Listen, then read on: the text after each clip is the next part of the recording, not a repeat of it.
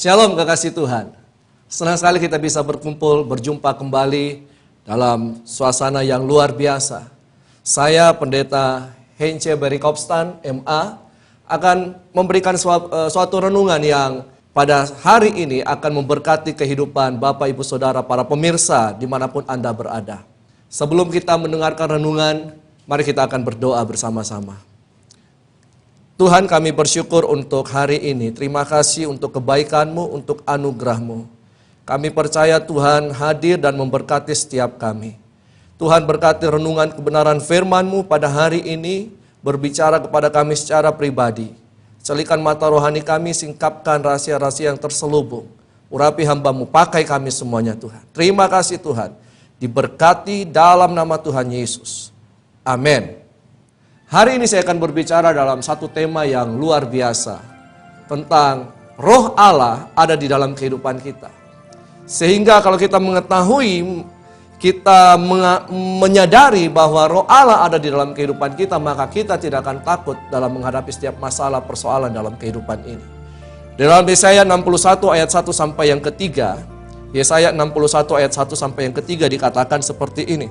Roh Tuhan Allah ada padaku, oleh karena Tuhan telah mengurapi aku. Ia telah mengutus aku untuk menyampaikan kabar baik kepada orang-orang sengsara dan merawat orang-orang yang remuk hati, untuk memberitakan pembebasan kepada orang-orang tawanan dan kepada orang-orang yang terkurung kelepasan dari penjara, untuk memberitakan tahun rahmat Tuhan dan hari pembalasan Allah kita, untuk menghibur semua orang yang berkabung, untuk mengaruniakan kepada mereka perhiasan kepala ganti abu, minyak untuk pesta ganti kain kabung, nyanyian puji-pujian ganti semangat yang pudar, supaya orang menyebutkan mereka pohon tarbantin kebenaran, tanaman Tuhan untuk memperlihatkan keagungannya. Yesaya menuliskan, Yesaya ingin menyampaikan kepada kita semua bahwa roh Tuhan Allah ada padaku. Ayat-ayat ini ditulis untuk menyatakan tugas seorang hamba Tuhan dalam memberitakan tahun rahmat Tuhan. Nah, siapakah hamba-hamba Tuhan itu? Siapakah hamba Tuhan itu? Dalam Yesaya 42 ayat yang pertama dikatakan, lihat, itu hambaku yang kupegang, orang pilihanku yang kepadanya aku berkenan. Aku telah menaruh rohku ke atasnya, supaya ia menyatakan hukum kepada bangsa-bangsa. Yesaya 42 ayat yang pertama dikatakan di situ, lihat, itu hambaku yang kupegang, orang pilihanku. Siapakah hamba Tuhan itu? Hamba Tuhan di sini adalah orang pilihan Allah. Orang yang dipilih oleh Tuhan secara khusus. Roh Tuhan ada padaku. Orang yang dipilih Tuhan secara khusus untuk dilimpahkan rohnya kepadanya. Dipilih oleh Tuhan sendiri. Yesaya juga menyampaikan dalam Yesaya 49 ayat yang pertama. Dengarkanlah aku, hai pulau-pulau. Perhatikanlah, hai bangsa-bangsa yang jauh. Tuhan telah memanggil aku sejak dari kandungan, telah menyebut namaku sejak dari perut ibuku. Hamba Tuhan yang dimaksudkan di sini adalah bahwa Tuhan telah memanggil aku sejak dari kandungan, telah menyebut namaku sejak dari perut ibuku. Siapakah hamba Tuhan ini? Adalah orang yang dipanggil oleh Tuhan sejak dari dalam kandungan. Yang dipilih, yang ditetapkan, yang dipanggil menjadi hamba Tuhan.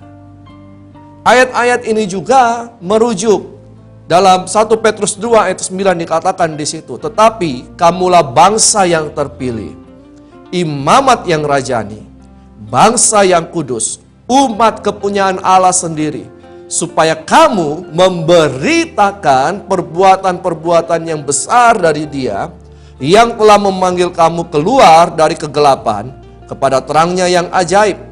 Petrus menyatakan bahwa kamulah bangsa yang terpilih, imamat yang rajani, bangsa yang kudus, umat kepunyaan Allah sendiri. Setiap kita yang percaya kepada Yesus dipilih, dipanggil, ditetapkan untuk menjadi umatnya, menjadi bangsa yang terpilih, imamat yang rajani, para imam-imam yang berkerajaan dalam kuasa otoritas Kristus. Kita yang percaya kepada Tuhan adalah orang-orang pilihannya. Ayat-ayat ini juga mengacu kepada pribadi Yesus, juga kepada Yesaya, tetapi kepada kita juga orang-orang pilihannya. Tetapi kamulah bangsa yang terpilih, imamat yang rajani, bangsa yang kudus, umat kepunyaan Allah sendiri. Luar biasa Tuhan. Ia yang telah memanggil kita keluar daripada kegelapan kepada terangnya yang ajaib. Kita dipilih oleh Tuhan, ditarik keluar kepada terangnya yang ajaib. Masuk di dalam kerajaan terang, kerajaan Allah, menjadi umat kepunyaan Allah sendiri. Kita yang percaya kepada Tuhan adalah orang-orang pilihannya yang telah ditetapkan sejak dari dalam kandungan.